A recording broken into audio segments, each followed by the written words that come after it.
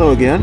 I'd like to show you some more of the features coming to Howler 8.2. We've got a couple of new features where the program remembers some of your interface settings.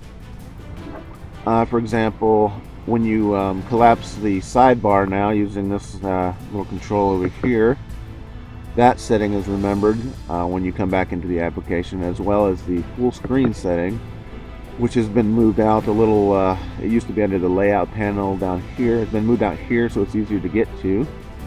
So if you go into the full screen mode, that setting will now be remembered when you come back into the application. I'll go ahead and quit and come back to show that.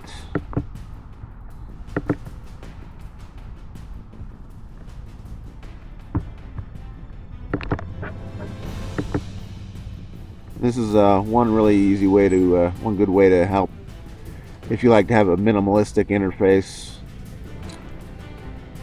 This will get a lot of the clutter out of the way. As you can see, it went into that full screen mode, and also the sidebar is now out of the way.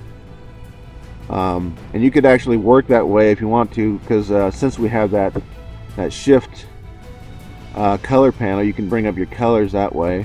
And you can still reach all of your painting tools this way. You'd only have to go to the sidebar if you had to get to settings like the grids or the layer panel.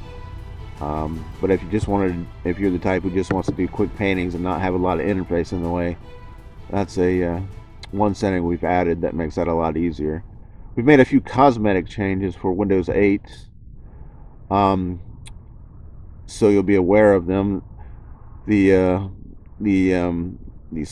These sizing controls here that would let you resize the panels. They've been changed. They used to be a bright yellow. They've been changed to a more muted, sort of a half-tone pattern. So they're still there. They've just changed in appearance a little bit, as well as this the sidebar used to be a sort of a raised button, and that's been changed also to a half-tone pattern now. So they're a little more muted, a little flatter looking, a little less cluttered looking. A little less craziness going on screen. There's also one, I think, on the animation panel up here that's also been changed to a halftone pattern, just so you know they're still there. These are a few of the features we're adding to make the interface more streamlined, have a better workflow. This full screen mode is nice because it gives you a little bit more screen space. Lets you get things out of the way more. There's a lot more configurability. As I said before, the rulers can be the state of the ruler can be remembered now. I think the metric or US measurements setting is remembered. So if you prefer metric, that will remember when you restart be remembered when you restart. And there's just a few of the small changes we're making. Another big change is coming is GPU support, and we've made a little bit of progress on that recently. Let me render something into this panel just to show it into the picture, just to show it off. I'll use fractal noise just to make it more interesting. I'll apply a little curve to it so you get sort of a sharp peak, like a mountain peak kind of thing. And I'll go into that let's see, the 3D designer. This looks more or less like what it looked like before in the previous examples I've shown, the tutorials I've shown. We now have full 3D lighting. It's all GPU rendered now, the lighting and shading. And I'll turn that on.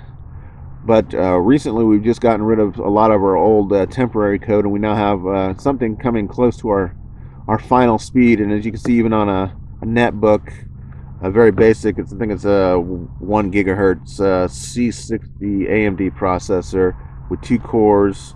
I've got one of them running the screen capture right now, so this is actually running pretty fast for a GPU on a netbook. The ability to change lighting is all done on the GPU. It's actual 3D lighting now. Previously we used area lights. Now we're using point lights, which are more computationally expensive, but because of the GPU, we're actually running a little bit faster now. There's specularity, the ability to change the hardness. You can change the the position of the lights in 3 dimensions now. Before, you just rotated the direction of the light, but now you can actually change the position of those lights using azimuth, altitude, and zenith.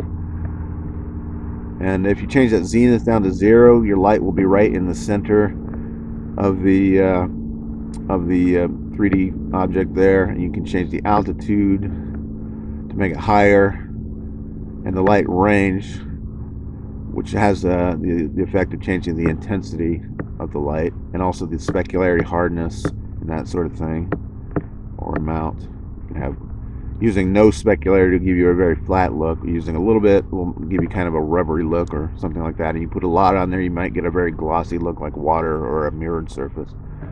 One thing that's also new is previously the lighting was kind of a baked on kind of look, but now as you dynamically change the altitude, for example, the lighting is changed accordingly and that sort of thing.